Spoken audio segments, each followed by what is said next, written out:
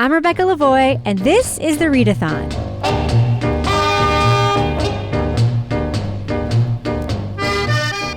And I'm here with our special regular guest, Mel Barrett. Hi, Mel. Hi, Rebecca. Mel, do you want to remind folks who you are in case this is their first Readathon? Yeah, my name is Mel Barrett. I'm the host of the In Between podcast, which is a investigative true crime podcast you can listen to anywhere you get your podcasts. Well, I have good news for this edition of the Readathon. We only have one witness to talk about. And that is this is going to go on a while. Our favorite, most open and sharing and completely super smart detective, Yuri Bukhenik, Sergeant Yuri Bukhenik of the Norfolk County DA's office in Massachusetts State Police Troop. Like they're stationed there.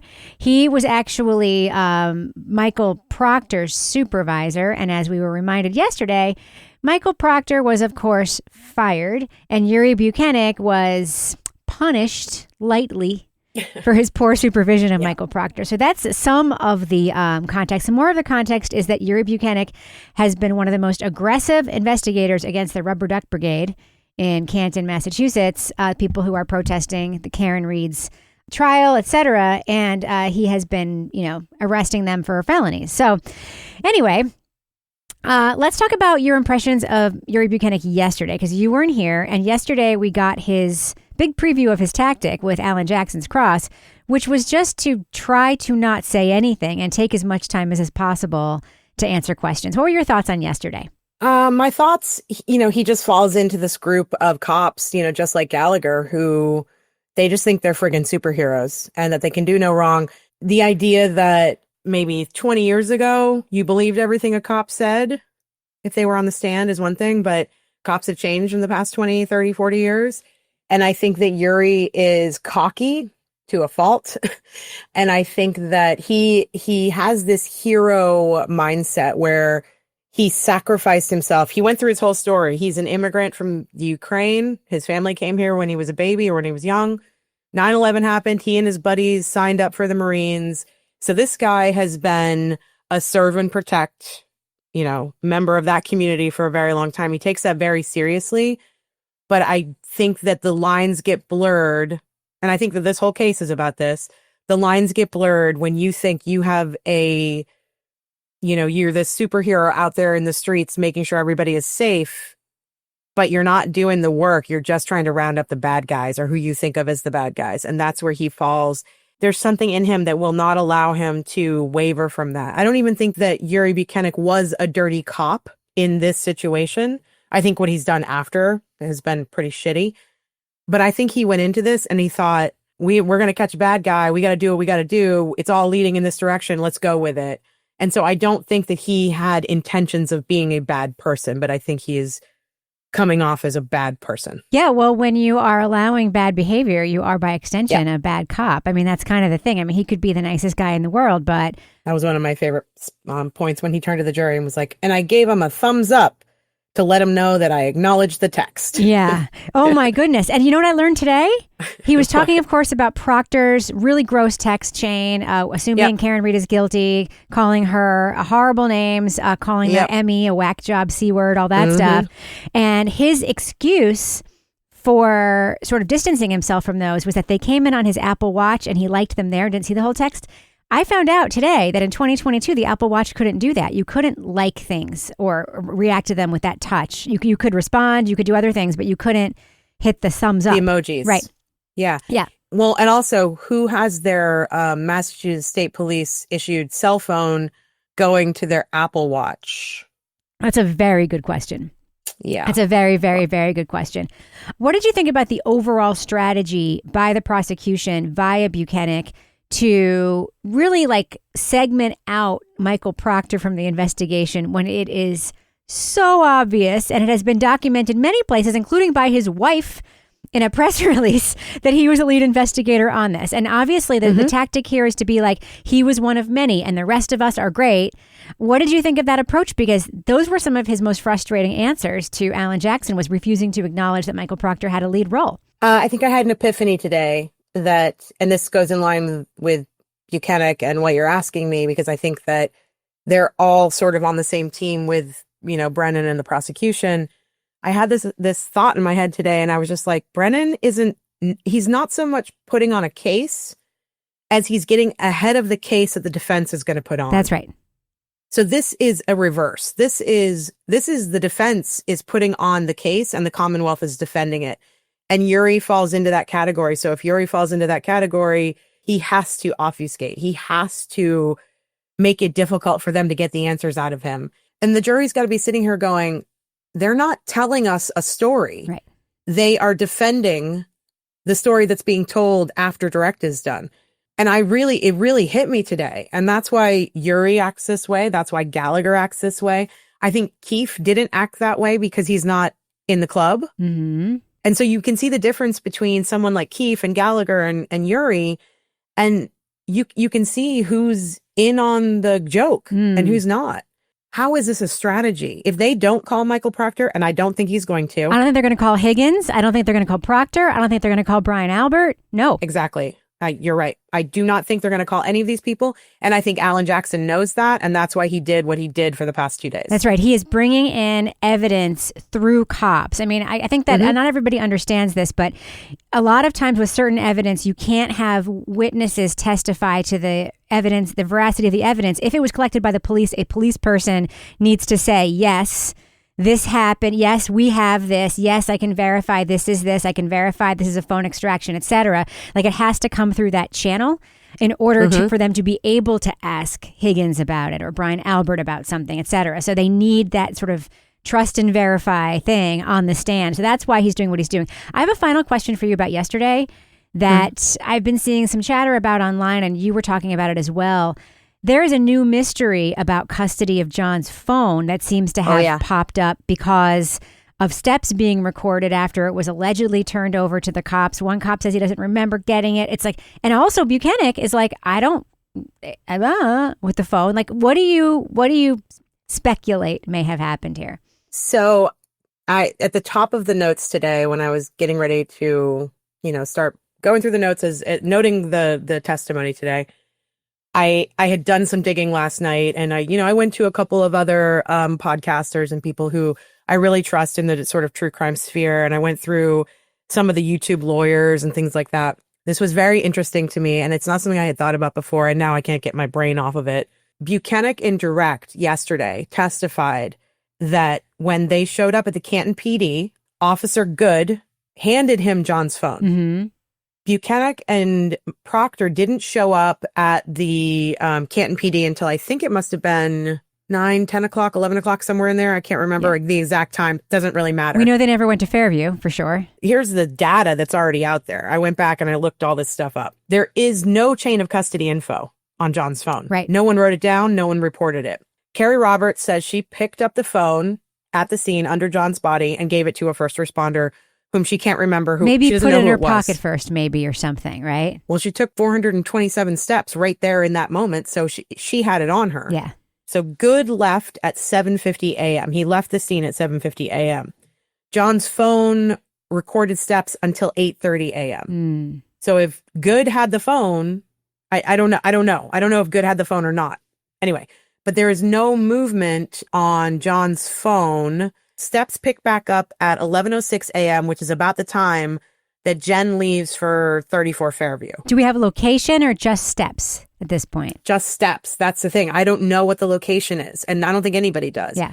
So basically, the point of it is John's phone recorded steps until 8:30 a.m. So either he had it, Good had it, or he didn't bag it, but I think there's probably more to this.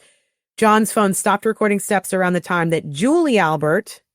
Remember, Julie Albert showed up at 34 Fairview? That's right. That morning with donuts. And that's when they were all sitting around and talking about what had happened. There was no movement on John's phone at that point. Steps picked back up at 11:06 a.m., which is about the time that Jen leaves 34 Fairview. Yeah. And then again, at 11:18, when Jen arrives home, Yuri Bukhenik and Michael Proctor are there interviewing Jen. The steps recorded again. Brian Albert was also there at this time. And these are the last steps recorded on the phone. There's a theory then that either Jen or Brian Albert had the phone at that time. I'm going to go ahead and guess. This is just my opinion, and this is what I'm thinking might have happened. This goes along with your theory. of the case, I think that Carrie gave the phone to Jen. Mm-hmm. And I think Jen had it in her pocket, and she kept it in her pocket until she was sort of downloaded everything that was happening from Bryant at 34 Fairview before she left to go to her house. She gave the phone to him. Mm-hmm. I think she gave the phone to him. Yeah. And I think that he shows back up at her house to be there to monitor what's happening with Michael Proctor and Yuri Bukhenik. And that's when she or he, I'm assuming she, gave them the phone. Right. And because if you go back, I would suggest going back and looking at the testimony from yesterday in the direct when Yuri is asked this question. It's strange how he answers the question when he said, "Good gave me the phone." It was very strange. He answered a lot of questions in a very strange way, like a circumventing way. I would have thought nothing of it, except for the way that he answered it made me think, that's weird. Why have I never heard this before about Good? And so I went back and I started investigating. Mm-hmm. So that's what I've come up with. I don't know for sure who had the phone, but it coincides with Jen McCabe's movements. And her interactions with the police. That's very interesting. And, you know, the thing that I followed up on and learned is that if a phone is Faraday bagged or in airplane mode, it will track steps, but not location. So, and there are ways to make it stop tracking steps, like turning it off, for instance. But, all right. So let's move on to today. My big worry going in today, first of all, I want to make a correction. The origin of the Bukkake nickname was in fact Turtle Boy. And then Jill Daniels said it on the stand after Turtle Boy had already used it. That was my fault. I misinterpreted that. And also Bukhenik, we've been saying his name right, even though some of the lawyers pronounce it Bukhenik. He said it himself today. Bukhenik. And he said Bukhenik. Yeah. So I felt better about my... I don't know why everybody really struggled with his name. He said it so many times. I know. I've never Karen called with him Bukhenik in the documentary. That's why I thought maybe I had it wrong, because she was saying it that way. Bukhenik. Anyway, so Bukhenik is back on the stand today. I had concerns going into today that maybe Jackson would lose his flow from yesterday, because he had like a great flow going yesterday afternoon. And it's hard to remind the jury of where we were and like pick up that momentum again. But that was no problem today, obviously. One of the things that he got into very quickly was taillight stuff. And essentially through getting Bukhenik to admit that the weather wasn't particularly snowy, he didn't go back to the scene and collect taillight pieces until the 10th and the 11th is when those taillight pieces were collected, right? And the 18th. And the 18th, that's right. And so he got some on the 10th or whatever, but like, he was like, there's no snow. And he's like, we didn't excavate at that point. We were just letting the snow melt. He had said he excavated earlier on the 4th. But anyway, and then Alan Jackson put up a photo of the taillight piece that he says he recovered on the 10th and the taillight pieces that Proctor said he recovered on the 11th.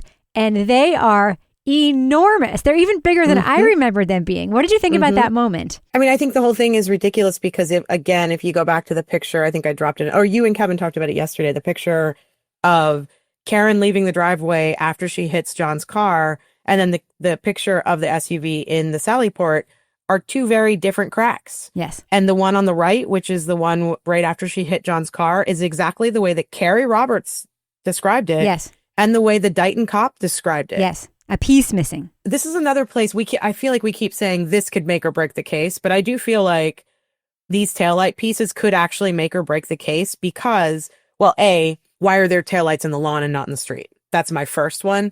And the only reason I can think of that they would be in the lawn is because they were snowplowed into the lawn if they were in the street. That's giving them all the benefit of the doubt.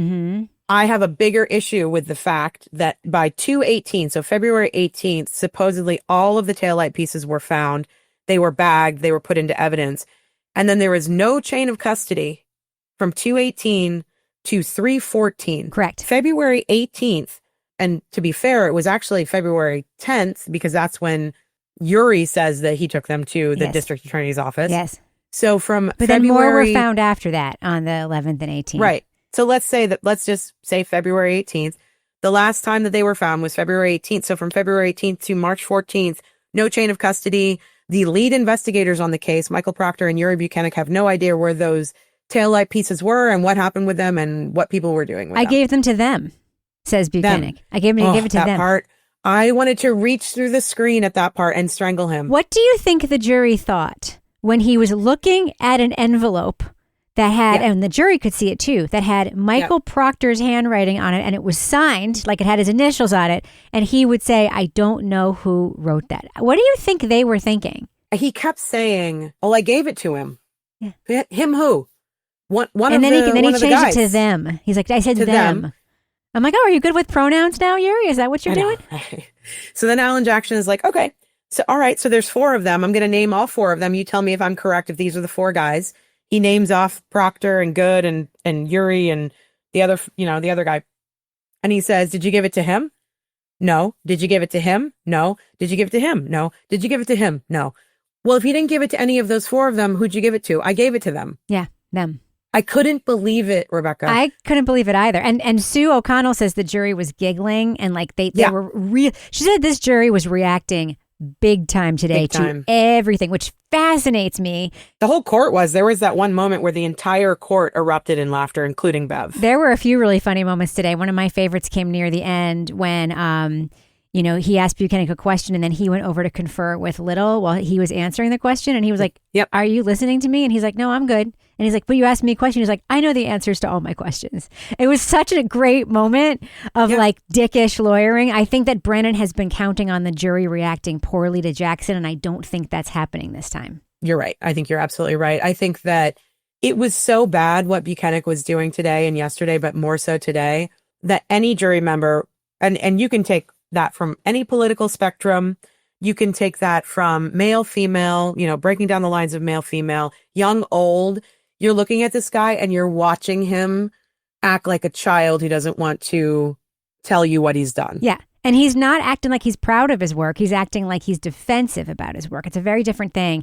So can we move on to like the meaty part of today that went on for more than an hour? Sure. So today, in order to bring in all the texts between Brian Higgins and Karen Read, in the last trial, there was a very limited amount of those texts that we saw. It was very much the prosecution bringing them out and then the defense having to defend against them. This time... And Higgins reading them. Alan Jackson had Yuri Bukhenik read for more than an hour from the giant screen and from the papers in his hand all of the flirty texts between Karen and Higgins, allegedly all. I mean, I'm not completely ruling out the fact that they may have been edited a little bit, but certainly they were edited for the previous prosecution to show in court. Let's just give them the benefit of the doubt and just say, for now, this is all of the text between the two of them. It took more than an hour.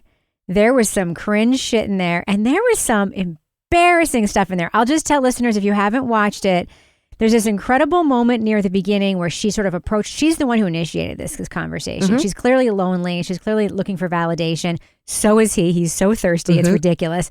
And there's this funny moment where she says she was going to this like 60-year-old man's birthday party, and he's like, which one? And she's like, Bob Clinton. And he's like, oh, I fucking hate that guy. He's got horrible breath. And she's like, yeah. And they like go on shitting on poor Bob Clinton. Poor Bob. And I'm like, is this how Bob is finding out that nobody likes him because of his bad breath is on this trial?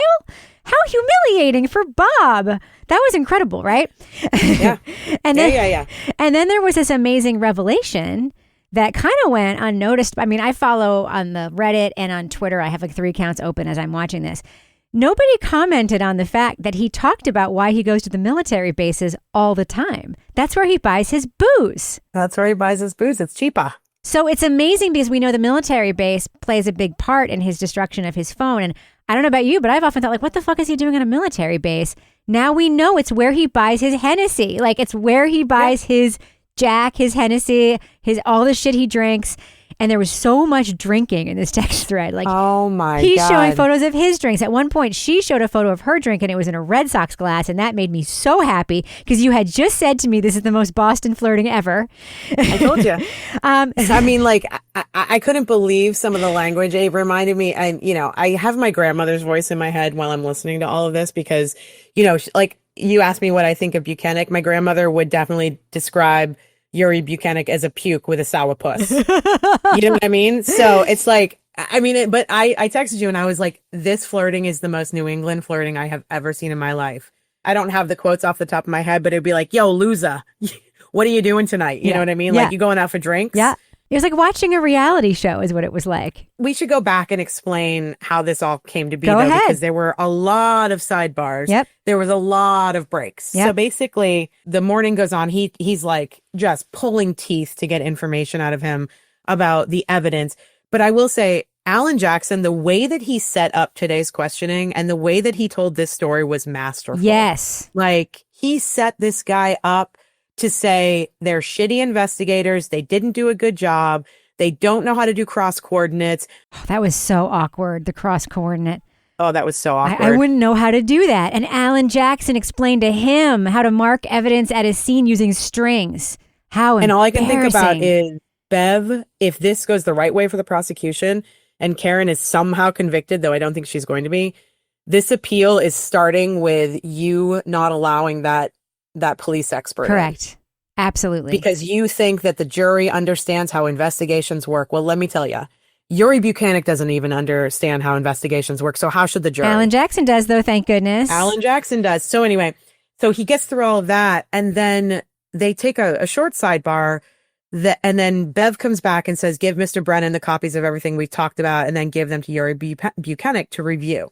I watched them hand over. The audience can't see it, but it was a good 3-inch stack. Yeah, it was a book. Clamped together. And I'm like, what is this? It was like somebody's draft of their novel is what it looked like. Exactly. Well, my initial thought, because of where Alan Jackson had gone with the questioning that morning, that these were going to be the Michael Proctor texts. That's what my first thought was. My first instinct, we're going into the Michael Proctor text, and he's going to make Yuri, which he may still do anyway, read all of these Michael Proctor texts, right? No, he's going to make Michael Proctor read the rest of the Michael Proctor texts. I guarantee it. I know.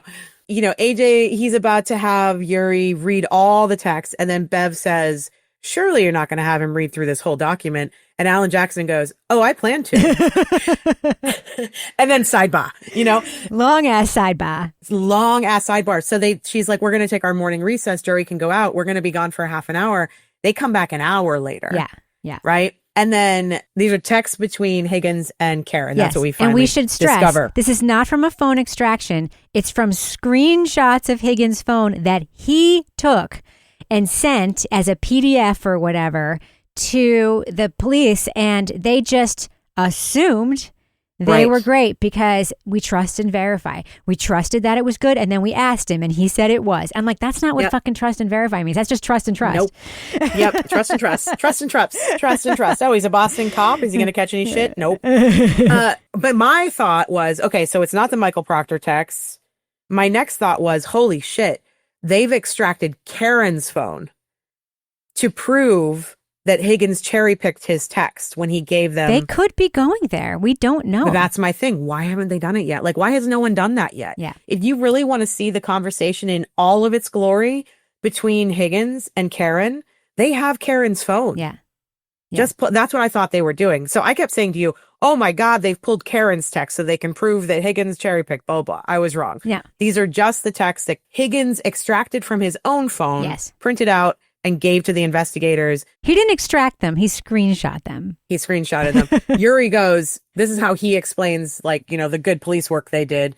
They sat Brian Higgins down and they said, listen, buddy, we've got the extraction of John's phone and we've got the extraction of Karen's phone. So if you're lying to us, we're going to know. I guarantee you that conversation did not happen. No, absolutely not. And so then he goes, he's like, yeah, no, hey, I'm telling you guys the truth. I'm Here a decorated dude. Here they are. I'm a decorated dude. Like, I'm Army, you're Marine. It's fine. So that's what they have, right? So that's how they like verified that these texts were real.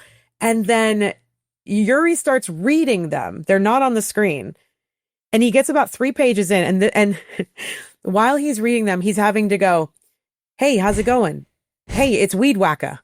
And then Bitmoji with a smiley face and 2 crosses over the blah, blah, blah. And then, and I'm sitting there going, oh my, we can't do this. He's reading the emojis. It's incredible. We can't do this for the next 3 hours. And then Bev goes, hold on.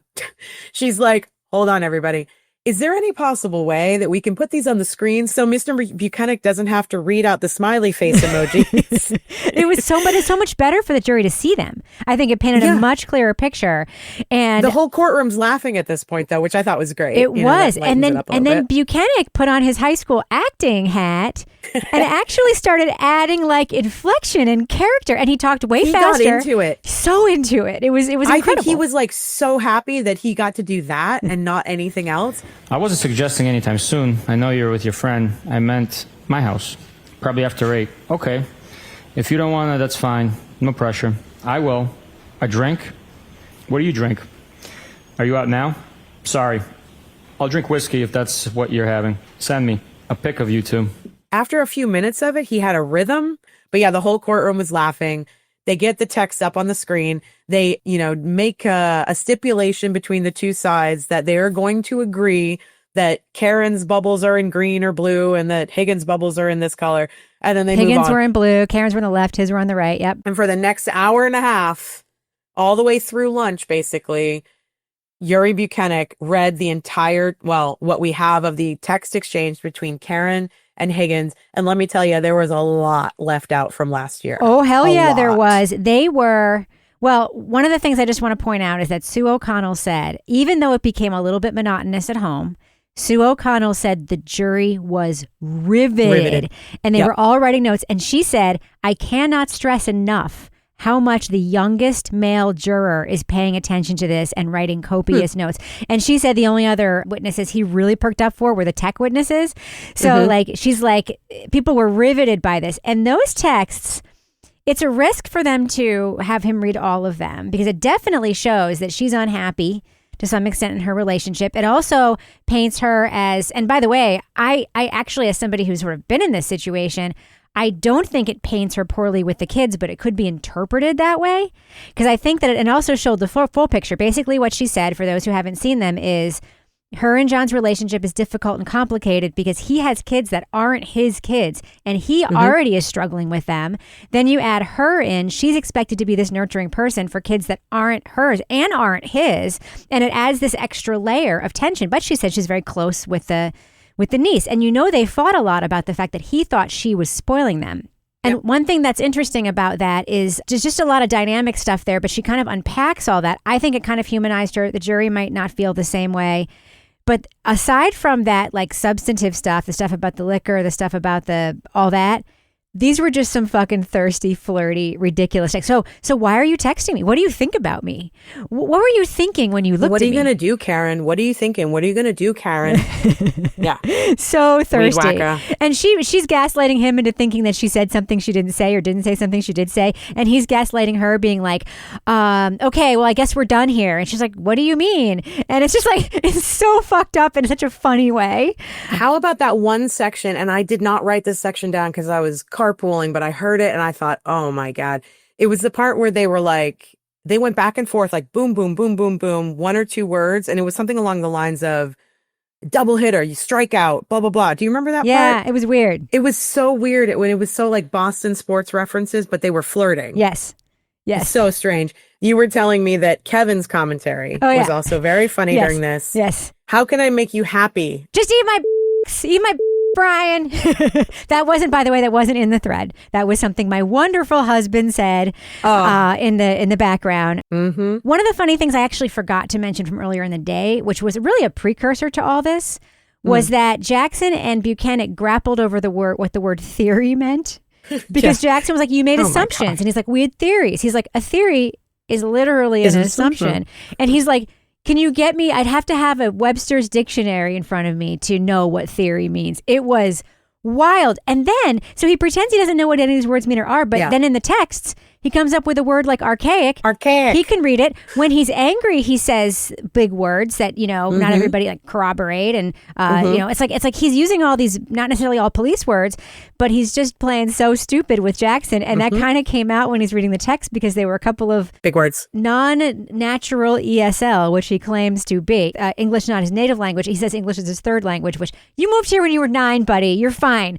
But he said English is a third language for me. Maybe grab a dictionary. To Alan Jackson. Exactly. Alan Jackson was like, you want me to grab a dictionary? You want me to go out there and get a dictionary and bring it in here and waste the jury's time. And waste the jury's time and look up the word theory when you're actually saying the synonym of it right now. Yeah. And he was like, just like shrugging. Yeah. Yeah. Yeah. All right. So back to the text, the juicy ass text. Yeah. Essentially, I think the biggest moment, the actual big revelation, is that it looks like Karen and Higgins hooked up on the 19th of January. He invites her to his house.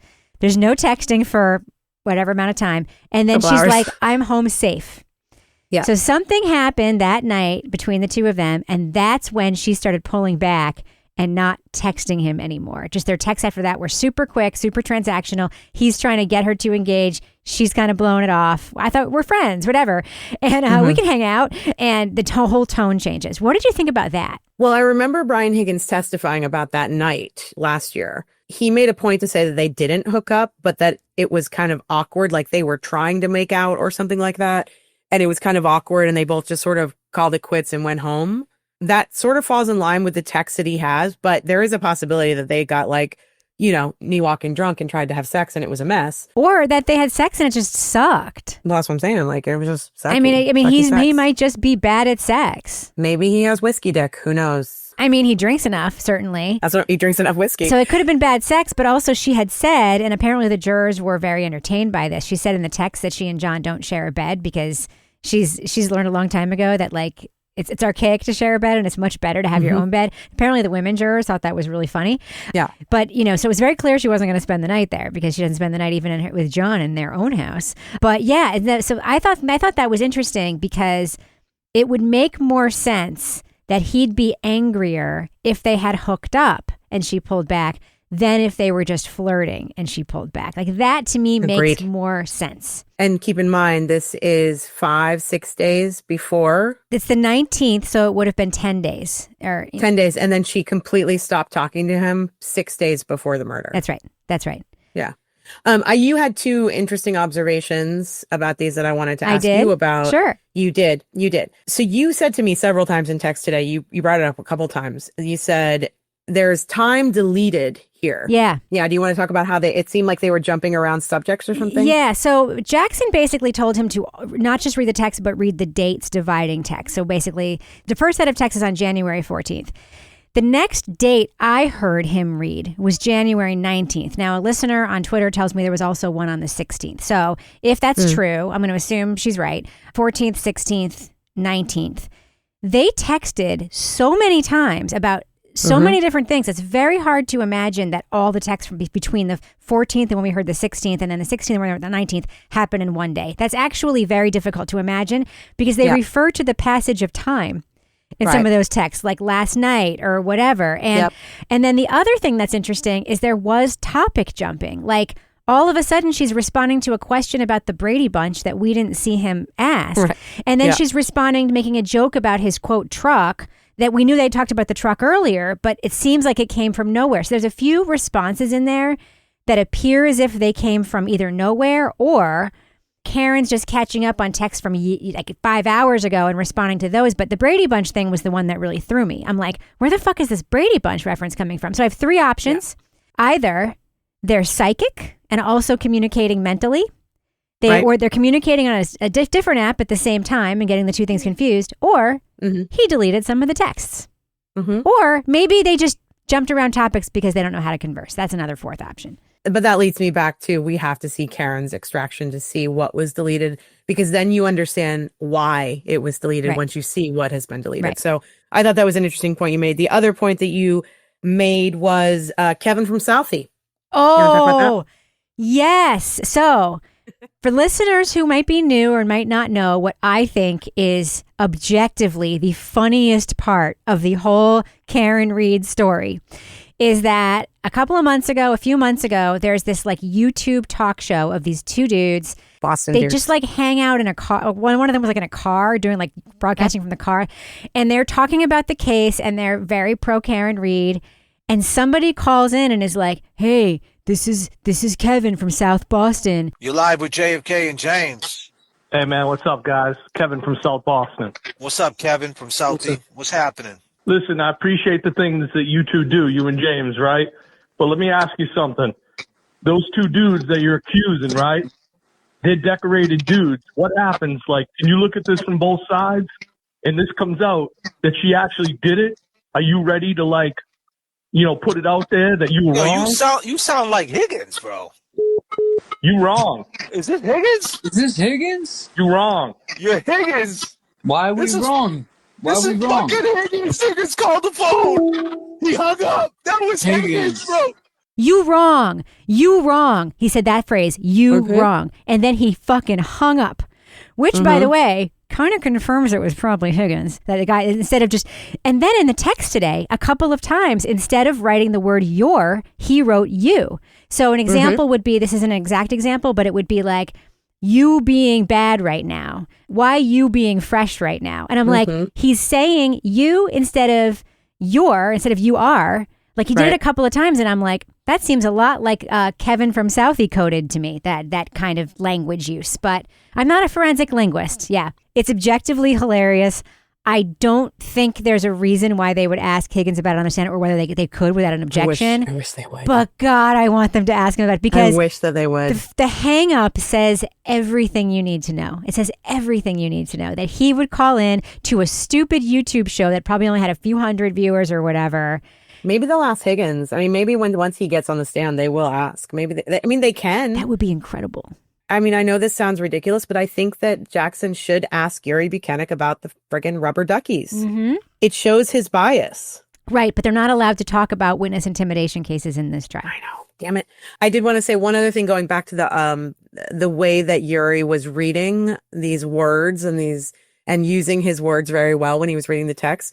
I also noticed that he knows how to pronounce carpe diem, unlike Higgins, who pronounced it cap diem. Yeah. Weren't you nervous knowing what we've seen about Yuri's level of his stated level of literacy, not our perception? Mm-hmm. When I would see a big word coming up, I would get so nervous for him. I was come on, Yuri, you can do, because I will say, and I know I'm probably going to catch some shit for this. Mm-hmm. When he was reading those texts, you kind of felt like you saw the other side of Yuri Bukhenik. Like he was a little bit charming. There were parts that were like a little bit adorable, and he was a little bit goofy, and he looked like he at some points was having fun, especially when there was something that kind of incriminated Karen. Like he would say it with gusto, and I'm like, I don't know, something about that charmed me. And then he kind of, I think after the text reading, because it took literally more than an hour, when they came back from lunch, he was tired. I just want to say one other thing about the text, and this leads to motive. So I said to you that I thought, it could be a risk that the defense is taking to have Yuri Bukhenik read these texts in full to the jury because, and he actually went through this line of questioning with him after they stopped writing the text. He said, he asked him, what does ghosting mean to you? Yeah. And Yuri was like, oh, well, it's a little before my time, a little after my time, but to me, it means that you just, stop communicating or whatever. And he was back to that same thing where Alan Jackson was trying to pull the answer out of him to get Yuri to say it's a negative thing. Right. It's a bad thing. It's a bad thing. To be ghosted. Yeah. Do you think that, Higgins was ghosted or whatever? So I was thinking about motive. So Alan Jackson brings up the Ring camera. For the audience who doesn't know, last year, I think it was Higgins who testified that Karen and Higgins shared a kiss in John's garage or right outside of John's garage. Mm-hmm.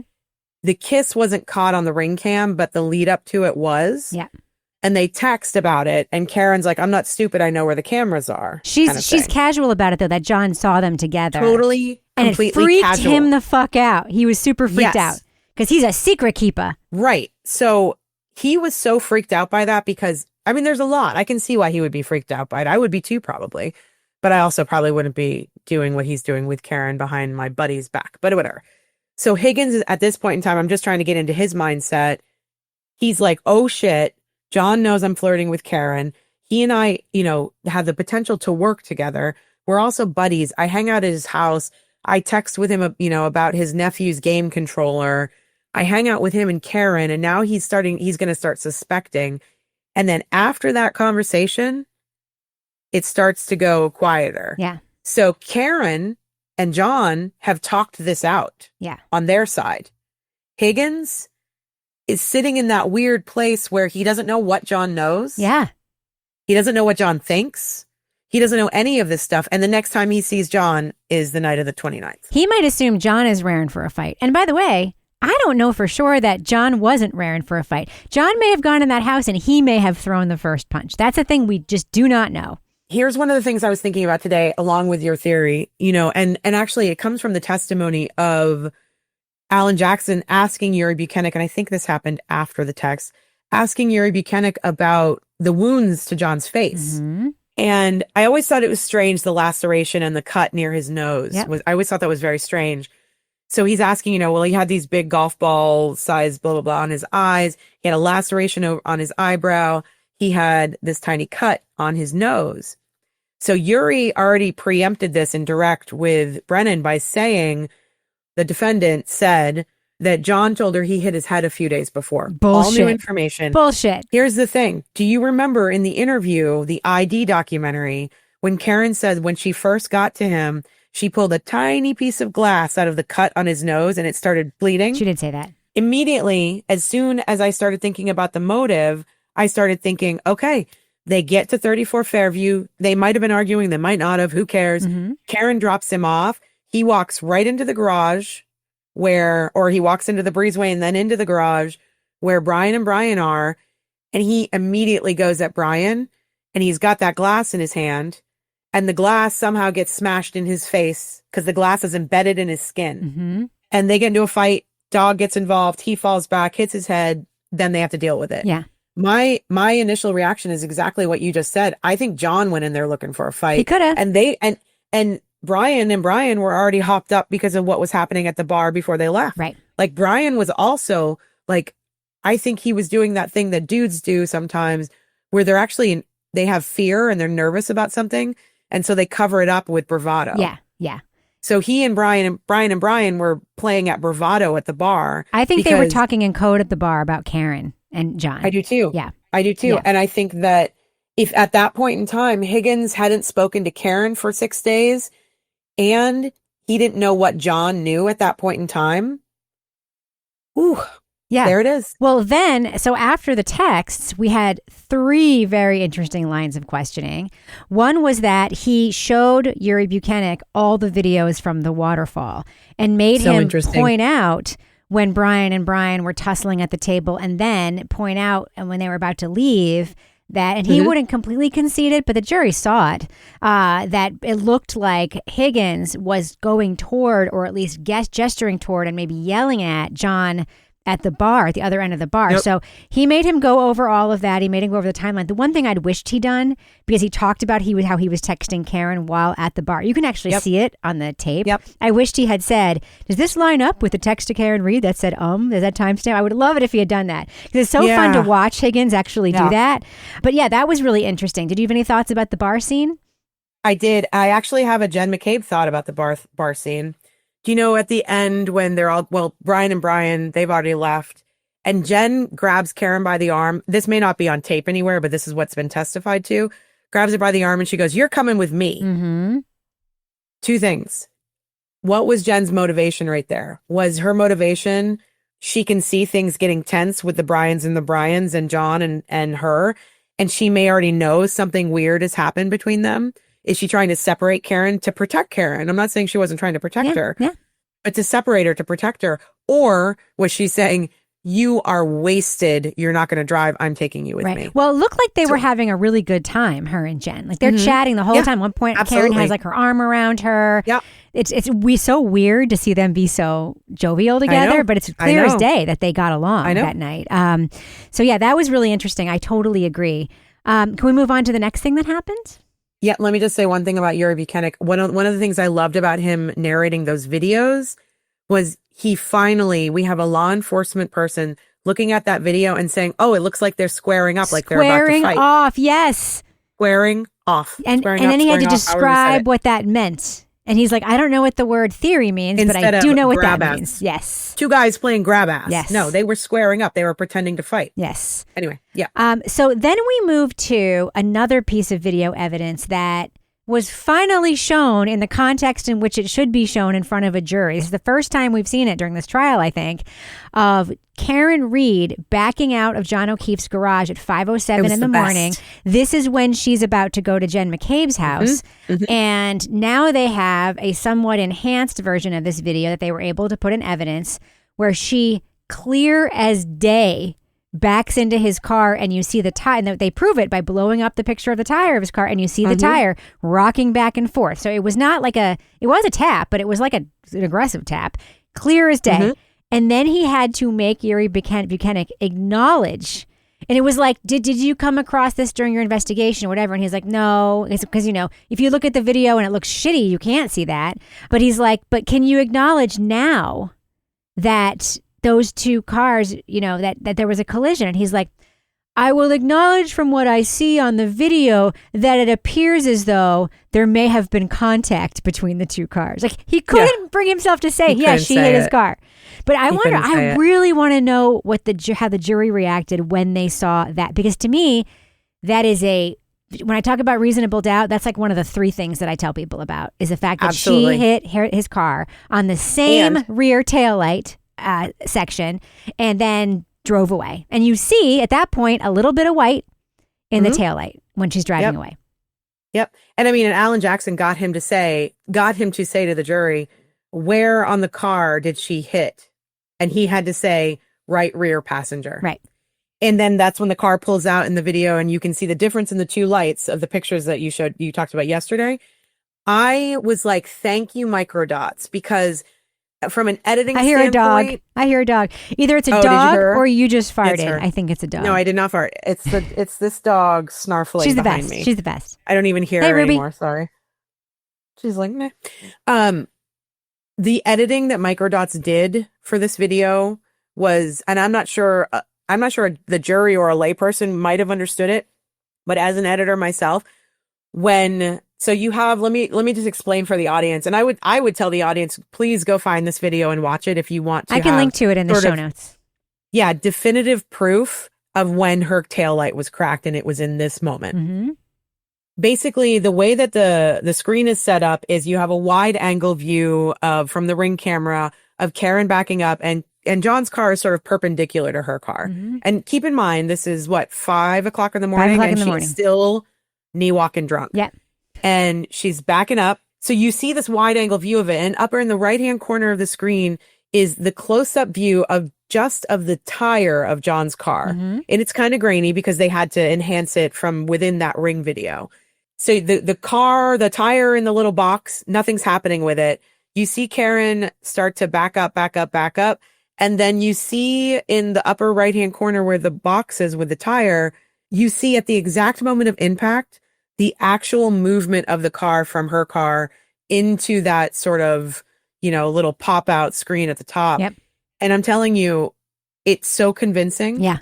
If nothing, it's reasonable doubt convincing. It's reasonable doubt. Yep. It is what it is. It is a real video. You take that video and you put the picture of the 2 lights or the 2 taillights next to it, that's it. Yeah. I think that must have been a big moment. It must have been. It had to have been. But interestingly, my mother-in-law, I love my mother-in-law. I don't know. We don't have a ton in common though. Like we don't text, we don't shop. She's been texting me incessantly about the Karen Read case. She's following the trial. And she told me today that of all the reasonable doubt things she's seen, and she's seen many, the biggest one she saw was today. And that had to do with their next conversation, which was about Chloe the dog. Chloe the dog. Were you aware the Alberts had a dog named Chloe? Were you aware that they got rid of the dog? And then it was a big objection, but then he was able to pursue that line of questioning. Mm-hmm. The things we learned about Chloe were fascinating. So we learned that Chloe is now living with a veterinarian, and we only know that it's Vermont because they said Vermont in the previous trial. But Chloe's now living with a veterinarian who I guess has the veterinary records from before or whatever. Chloe has been renamed Cora, which is fucked up. Maybe it's because Chloe's now famous and people just don't want them to know. Is that a German Shepherd named Chloe? But whatever. It's weird to rename an old dog. But Chloe was not given directly to this veterinarian. There was a second rehoming because first it was owned by a woman whose last name is Riley, who then somehow in some way transferred the dog to this veterinarian. So what's interesting about this is that Bukhenik says he knows this because he was part of the investigation that went to verify Chloe. And as we've heard, they've done some, quote, testing to ensure that Chloe was not the dog that bit him, which is just not a fucking thing. Right. And even the judge knows that that's not a thing. But anyway, but he omitted the dog's name, the location, and the owner's name from his whole report, which to me like completely invalidates the report. What were your thoughts about the Chloe convo? Well, first of all, that's shady as fuck, but that's sort of par for the course with these guys. I don't expect anything less than, hey, I found evidence. I'm going to hand it off to someone that I can't name and have them write on the bag and blah, blah, blah. So it goes in line with all that.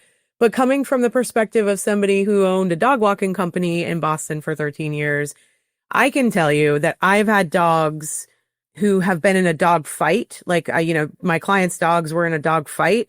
And they put one of them down because in Massachusetts, and I think they probably do this all over the rest of the country, but in Massachusetts, they have a bite scale. Like I had a dog one time, this boxer came out of nowhere at a dog park. I went to try to attack the dogs that I had with me, and I stuck my arm in front of it and he latched on to my arm. And the bite scale on my arm was a 3, which was a pretty bad bite, but it goes up to 5, I think. So based on what they're telling me about how Chloe attacked other dogs and Chloe attacked other humans, she's got a bite scale of 5. Yeah. A dog that hits a bite scale of, I think, 4 is euthanized. Yeah. You don't go to court about it. You don't get to argue about it. If a veterinarian looks at a dog bite and they see a high 3 or a 4, that dog gets euthanized. And I've seen dogs euthanized before because of this. And there are animal control reports documenting Chloe's aggression. It's not just there are just people chatting about it. There are actual animal control reports about Chloe attacking other dogs and attacking people. But along with those reports are, I think it was Kevin Albert or Chris Albert saying, so how do we make this go away to the owner of the other dog? Exactly. So basically it's the Albert of it all. I am a pit bull advocate. I'm a Staffy advocate. I've dealt with a lot of pit bulls in my career and in my life, and they are actually amazing dogs, and they're only violent because they were taught that by human beings. There's a difference between a pit bull and a German Shepherd Malinois. Malinois and German Shepherds are police dogs, and they are used to be violent. Right. So they are also taught this by human beings. I think a vet taking that dog in, and I'm assuming that the reason why she is the now third owner of Chloe is because something happened with the second owner as well. Yeah. So now a vet has taken that dog in, and my thought was they changed her name and they're keeping her sort of out of the records. Yeah. Because if anybody does find out this dog's bite history, it will be euthanized. Also, the dog's famous now, and they don't want people taking photos of and stalking them because they have this dog. Right. Yeah. Or if somebody that's like kind of, a crazy person figures out where that dog is and then is like, that's the dog that killed somebody or killed this, bunny or whatever, put it down. Yeah. They are trying to protect the dog, which I completely understand. It's not the dog's fault. If Chloe, in fact, attacked John, it's not her fault. Right. Oh, 100% no. I mean, I am scared of aggressive dogs, and as one should be. My take on pit bulls is the same as yours. That being said, they're also terriers, and terriers can be very tenchy, and pit bulls have the difference of having the big latchy mouth, the bite, right? Yep. So there's it's a very complicated thing, but if your dog eats your remote control, that's your fault because you left your remote control. Yep. That's my attitude. So I completely agree with you. But what was interesting was that he omitted all that stuff from the report, and it's like he's a fucking cop investigating a murder. Interestingly, one of the things that happened with the next line of questioning, which I think is going to continue Monday, is that, one of the pieces of timing I think people need to understand is that the federal investigation became known to all these people in April of 2023. That's when the DA got notice about it. That's when they wrote back to the Fed saying, can you move this to another state, this investigation? That's when they started questioning people, like April 10th is when they questioned Jen McCabe, et cetera, et cetera. That, I believe, is when the Karen Read investigation pivoted into the DA defending itself and trying to debunk the theory that the feds shared with them. Because remember, we've seen a letter that says, we have a different theory of this case. We don't agree with you on this case. So the investigation switched from, let's prosecute Karen Read and find everything we can about Karen, to, let's debunk the feds' theory of this investigation. That comes up here in the final line of questioning that ended the day, where he talked about the fact that Bukhenik didn't interview Ricky Dentano and Heather Maxon, the two other people in the car with Ryan Nagel, until October of 2023. This is more than 18 months after the incident. And then he got to the fact that some of the reports in this case were written more than 100 days after the thing occurred that would trigger the report. Some of them were more than 200 days. Some of them were more than 300 days. And there was one report that was written 581 days after the incident that should have been documented in the report. That's wild. That's kind of where we ended it today. What were your thoughts on that? Well, first of all, it's again, Alan Jackson being a masterful attorney, because before he gave us all that information, he got Yuri to admit that the best thing to do in an investigation is to get the reports filed and get them filed as soon as possible, not 528 days later. And so when he was asking, so did you know about this report that was filed 100 days later, 300 days later, You're absolutely right, in my opinion, that this wasn't amplified until the feds got involved. Right. And when the feds got involved, the Commonwealth knew that they were in a shit ton of trouble. And that's why Michael Morrissey went in front of the cameras. They went in full defense mode. And that, to me, is the most It proves, I mean, I've always thought that the feds were not investigating the Karen Read case. I think they're investigating or were investigating Michael Morrissey and his office. I think that's what my very strong sense of this is. Yep. And when they say the federal investigation into John O'Keefe's death is over, in my mind, that does not necessarily mean the investigation into Michael Morrissey is over. There could be many, many other pieces of that.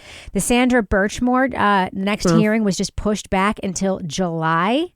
Yeah. And there's some chatter out there that there's some waiting for this to be fully adjudicated before that. They want to sort of tie the two together, and they can't do that when this is still pending. So if they have a case against Morrissey's office, they want to be able to use Karen Read stuff in that, and they can't do that if the trial is ongoing. So there's a theory there that I don't think is necessarily wrong, because why on earth would the feds allow this slam dunk case against Farwell in the Birchmore case to be pushed back? There's no reasonable reason for that if they're not continuing to collect stuff around it. Yeah, no, I agree. I think that there's a couple of things. I mean, I think that Trump's Department of Justice shut everything down. Yep, they did. And that's one of the reasons why this stopped. The other part of it is, when you said, why would they go in like, full bore to just try to make this case against Karen? It's because what the FBI was investigating were corrupt cops. And a corrupt DA. And so the cops, they're on trial now. They're in the spotlight now, which is why every single cop that gets up there is like, oh, we had a great investigation. The leaf blower, perfect, brother. Innovation. Perfect. What the jury doesn't know is all they know is that they've got these cops sitting in front of them saying, this is how it works, guys. This is how it works. We did a great job. We filled out the reports. We blah, blah. Alan Jackson sort of tearing all of them down. What the jury isn't aware of is that there was an audit done of this police department that showed that they're a bunch of fuck ups. Yeah. Other than, they thought the leaf blower was innovative. Everything else they fucked up. And then you've got the feds saying, you guys are fuck ups. So you got an independent auditor saying that they're fuck ups. You've got the feds saying they're fuck ups. And the only thing they can do, which is why, again, going back to what I originally said, that Brennan is not putting on a case as much as defending a case that hasn't been put on yet. That's right.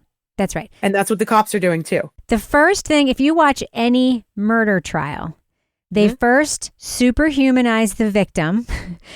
Sometimes they do this in reverse order too. And then they show what happened to the victim. They show the autopsy photos. They freak the jury out by the gruesomeness and the violence and the sadness and the grief porn. And they bring in the family and they do all these things. And they have, besides bringing in John's mom, and as somebody on Twitter slapped back at me today saying, well, paramedics are medical professionals. I'm like, well, they didn't testify as medical professionals. They testified as people who thought they heard Karen Read say a thing.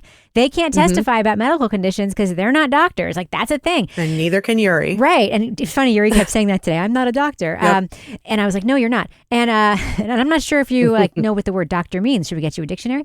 But yeah, so that, it's a very, very, very bizarre trial. I mean, we once reviewed a podcast on Crime Writers On that was about like literary crimes and scandals. Great idea for a podcast. One of them was about a very famous plagiarism scandal. And because it went through all this episode that they made, went through all this legal vetting before it hit the podcast feed, they never fucking explained what actually happened. They just talked about this plagiarist. They talked about the fallout. Everyone talked about, I'm like, what did she plagiarize? Well, what actually happened? Like, what book did she play? Like, they literally never tell you. And so I know the people who made it, and I said this in the podcast, like, this legal review ruined this episode. I mean, they could have at least hinted where we could find what happened to the thing. They said nothing. And the guy called me back and he's like, that's exactly right. And we were on a deadline and we just had to put it out. But that's what this trial is. Yeah. This trial is, if I were a juror, I'd be like, where's the reconstruction that shows how this happened? I got one for you the next time you talk to your mother-in-law. What's that? And reasonable doubt. Ask her if she thinks it's possible for a person who is hit by a car to have their thick hoodie ripped through by taillight to cause lacerations on the arm. Did you see the jeans pocket? Well, the pocket? What about the pocket? The jeans pocket, when he held up John O'Keefe's jeans, one of the back pockets was ripped off at the seam and it was hanging down like a flap. I did not see that. And that, to me, we know. Now, the one thing we know about John O'Keefe is that he is a meticulous, neat guy. He freaks Did you see his out. Socks? They were pristine. Yeah. Where are the socks? He freaks out if people walk in his house with shoes on or whatever. it's, I think, not unreasonable to assume that he wouldn't walk around in a pair of jeans with a flap hanging off, especially if he's Karen Reed's boyfriend and that girl likes some clothes, right? I mean, all these people are slobs. They all wear sweatshirts. They all wear jeans. And I'm not, I mean, that's not an insult. It's just a true. And I'm a slob. I mean, half the time. It's like, so that's what they're like. They wear their fleece vests and their hoodies and their baseball caps all the time. But John O'Keefe was like a neat slob. I mean, that's the thing that we know. His sneakers looked brand new. He had a jeans pocket flapping off the back. And the first, I didn't see that in the first trial. When you see the pictures in the first trial, he sort of held the jeans up in a way that he was holding the pocket in place. Yeah. He was running away or walking away and someone grabbed him by the pocket and the pocket came out. There's no other way that could have happened. Or the dog. Absolutely. That could have happened. The dog could have done it too. Well, and the other thing I was saying, just one more thing about the clothing evidence. The fact that they put it in those giant glass display frames, things, like the body parts. I think they did that on purpose, because if they didn't do that and they held up his hoodie in front of the jury would see that there were no hole marks in the hoodie.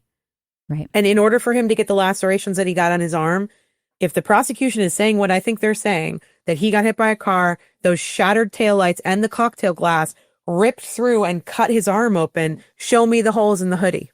Yeah. They're not there. Yep. And there's no blood there either. Nope. And there's vomit inside the hoodie. So anyway. Where are the boxers? Where are the socks? That's all I want to know. Where's everything? Where's the evidence that Karen Reed hit John O'Keefe? Where's Chloe? And that's the theme of this whole podcast, right? Well, we have more Bukhenik Monday. We don't know how much longer Alan's going to go with the cross, but if it went forever, I'd be fine with it. Yeah. And then I've heard rumors, I don't know if you've heard the same, that the prosecution says it's close to resting its case. That is what I have heard too. That means they're not calling Proctor. They're not calling Higgins. They're not calling Brian Albert. Or Nicole what about Albert. Their own medical examiner? What about, they have the brain guy that they said they were going to call. The medical examiner doesn't help them because it's undetermined. Yeah. So. And she seemed relieved last trial to testify on cross that his injuries were not typical of a car strike. She seemed like a little relieved about that. I just think this goes in line with, again, Brennan's not putting on a case. He's defending a case. He's also not objecting a lot. And part of me is like, is he, because I don't actually think he's as familiar with the materials as he's pretending to be. He is not. Do you think he's seeing some of this stuff and he's like, oh, fuck. Oh, yeah. That's why I said this a couple episodes ago. I think he's phoning it in. Yeah. I think he's taking the paycheck. He's phoning it in. He knows exactly how this is going to end. He's going to do his due diligence or whatever. He's going to do whatever he has to do. He is not putting on a case.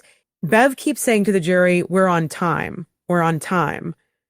But they estimated 6 to 9 weeks for a trial. Yeah, he said he would need 4 weeks, I believe. Yeah, and we're into our third week. If that's true, we're at the end of the third. If that's true, he's resting his case next week. And Which means the defense is going to go for 4 or 5 weeks. They said initially 2 to 3 weeks, right? Or something like that? It's going to go for 4. I want them to go forever. I don't for Karen's sake, but I understand. I don't for my sake because I'm exhausted. I'm exhausted every single day. I'm like, I have to watch this, and sometimes I have to work all day, and then I catch up on it after, and then we tape, and I'm just like, my life is going to completely change back to somewhat normal after this is over. But that being said, it's like when The Pit was on. I just want to watch the next episode of The Pit, so badly. I can't believe that it is over. I feel the same way about Lioness. I don't know if you've seen Lioness. I haven't seen it yet, but I plan to. You got to watch Lioness. I feel the same way. I miss it every day. Well, that's a wrap on week 3. Mel, I can't thank you enough for your diligence in watching all the trial. I know you're covering it on your own podcast too, but your notes are extremely helpful, and it's wonderful having you on the show. And you're going to be back, right? Yeah, absolutely. I love talking about this with you because we're not that we're on the same page. We do disagree about some things, but I love how informed you are about this. And you're the only other person, like I said in the past, that I can really talk in depth, about this case. So I really appreciate it. And thanks for having me on. One of my favorite tweets of the day, I'll end on this, was if you're kidnapped and your kidnappers make you continue to post to your social media to think that, that people think that you're fine. What would you post to signal that things weren't fine? And for me, Karen Reed is guilty. Karen Reed is guilty. Everybody would know. She's not fine. I hadn't even seen that tweet, but that's what I'd be tweeting too. And then everyone would know that I was in trouble. Karen Reed is a murderer. Anyway. All right. She's not, obviously. She's okay. not. Well, thank you so much. And we'll talk next week. Absolutely.